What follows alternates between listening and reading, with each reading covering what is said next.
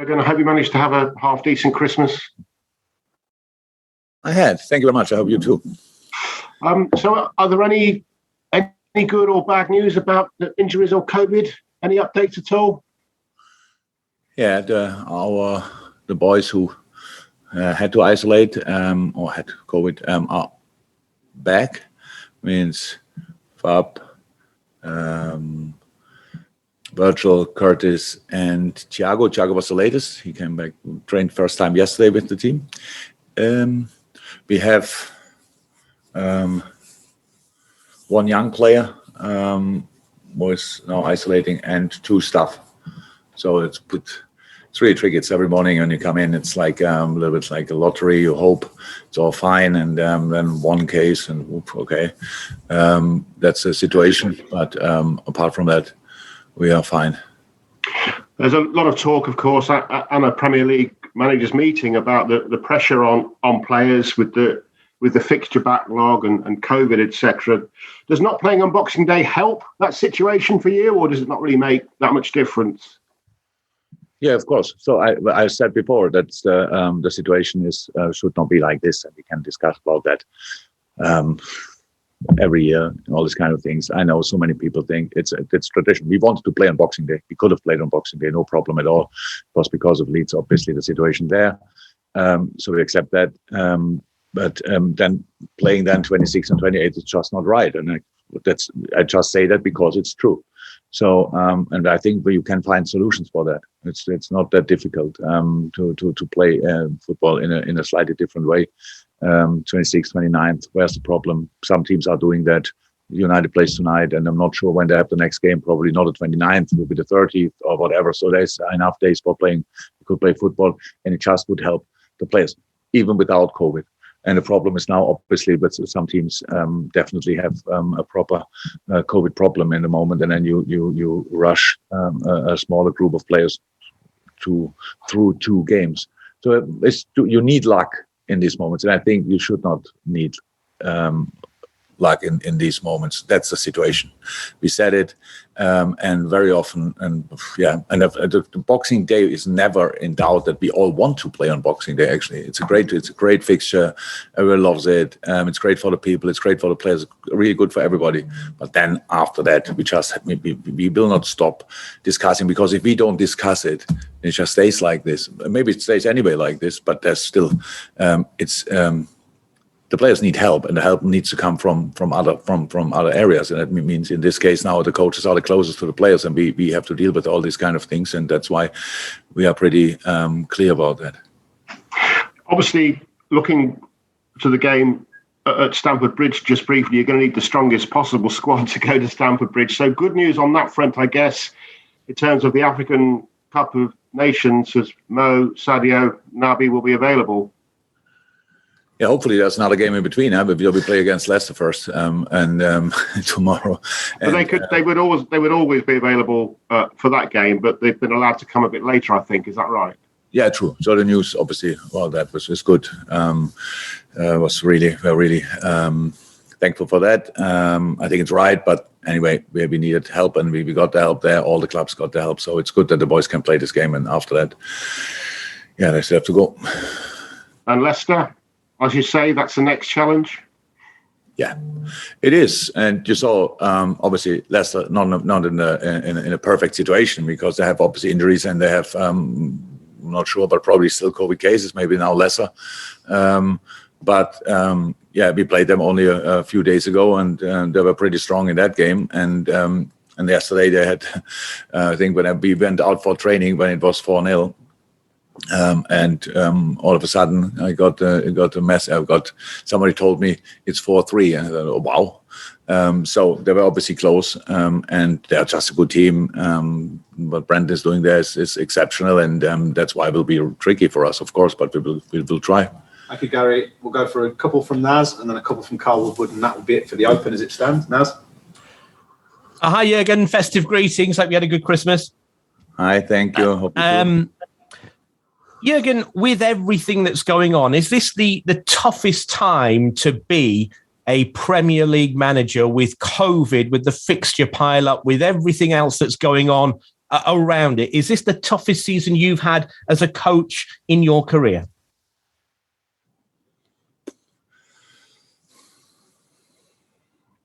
Is it toughest? I don't know. So this time of day is always tough, and that's again, I can say that's not a problem. That's what we're used to, what we know beforehand. We know in June, in July, when we have a preseason, we know we have to prepare for a long season, and part of the season is December and January. So that's how it is. But of course, for some teams, even tougher than for other teams. So if you are in international football, you have 6 games more. If you are longer in the cup competitions, you have at least 3 games, or at least 2 games more. So that makes already 8 in a really in a specific time, and that's really tough. But it's the toughest. I'm not sure. So far, we cannot really be sure. So we had now our first 4 cases, now 5th, 6th, and 7th, but from staff and 1 young player. But you never know. This morning you come in and we do the testing, and then you stand in front of the building and you just hope that you're still fine. So because obviously our players had no symptoms at all. The 2 staff guys had absolutely no symptoms.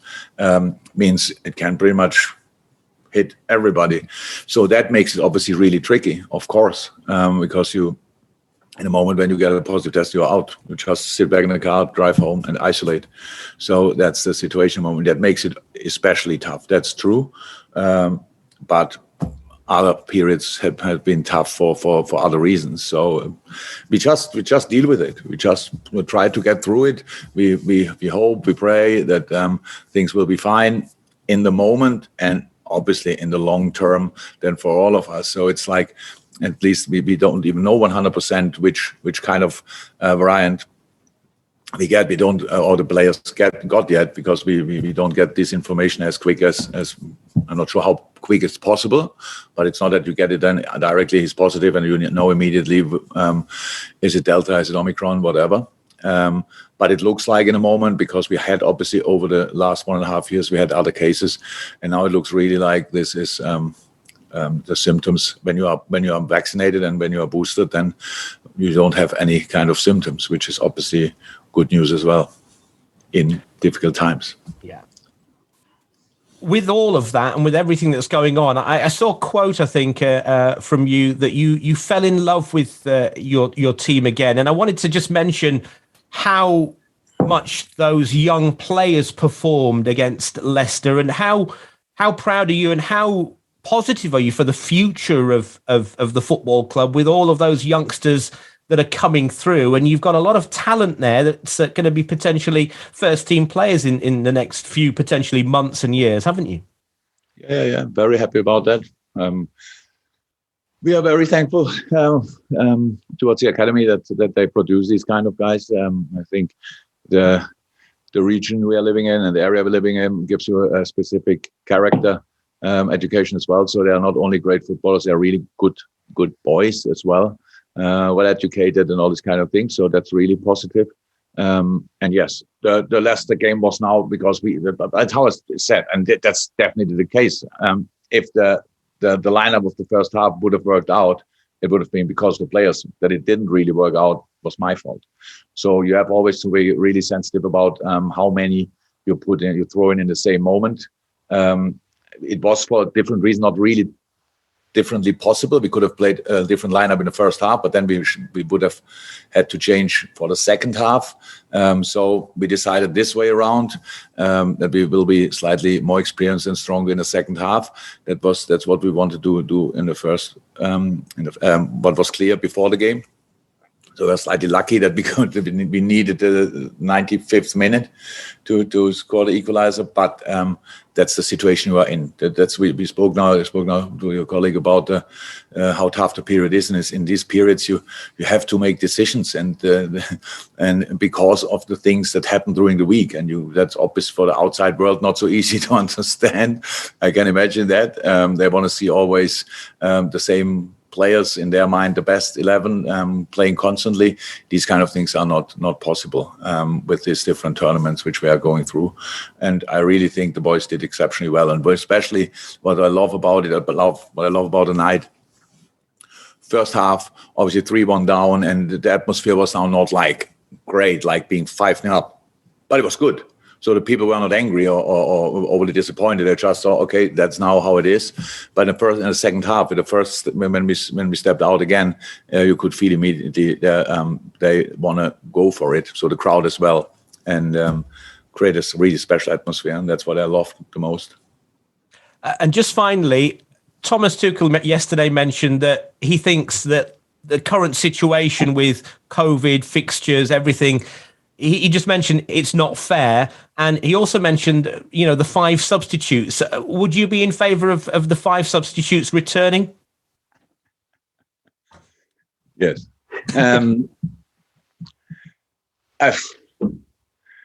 Look, it's... I think pretty much a lot of teams. So we have to put the competition on our side and don't say, okay, City has better subs than, I don't know which other team, than Southampton. We have better subs than Burnley or whatever. Yes, that's probably true, whatever that means exactly, because they still, how it's Premier League and it can cause us problems and all these kind of things. But if you talk about the quality without playing just transfer market and all these kind of things, yeah, then that's the case. The problem is, obviously, so this intensity for a top class football in England is definitely at the edge. Is that right? At the edge. So it means a top class player in England, so plays roundabout, let me say Premier League, 38 games. Cup games, 2 cup competitions. So even when we don't go to the final, let's just put on another 5. It's 43. They have international games with their national teams because they pretty much all of them play for their national teams. 9, 10 games, 8, 9, 10 games a year. So you can count that. Plus Champions League games. The further you go, the more games it is. So you come pretty quick in an area with more than 50 games. Sorry? Higher. Huh? Yeah, Higher. Sorry. So my first season here, we played, I think, the final again. It was the 64th game, if I'm right. So, yes, now we have squads and can swap and all these kind of things, but there are some key players they only get out when they are injured pretty much. So that's how it is. And now, but now the decision about it is made, and we realized again in the managers meeting, it was like that. The decision about it is made by 14 clubs. So I think you need 14 votes to change it. And there's something wrong, because obviously for most of as an example, Burnley, I'm not sure how many players of them play international football when our players have 3 games, they have no game. So they play 38 Premier League games, cup games, another 2, 3, 4, so makes it 42.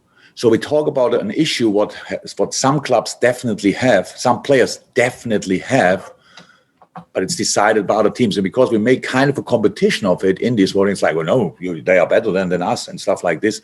And that's a real problem. I have to say that's a real problem, because it's the right decision, especially in this moment, because you bring players back after a COVID infection or after an injury. And because of the games you have to play, they have to play immediately. And then they go out again because you cannot get them off after 60 minutes because you have to change others and all these kind of things. So that's a real problem. So this wonderful game is so wonderful because usually the player on the pitch are in good shape, are well trained, have well recovered, and go for it. And that's why we love the game. But now the situation is clear. If you don't do that, it's just much more difficult.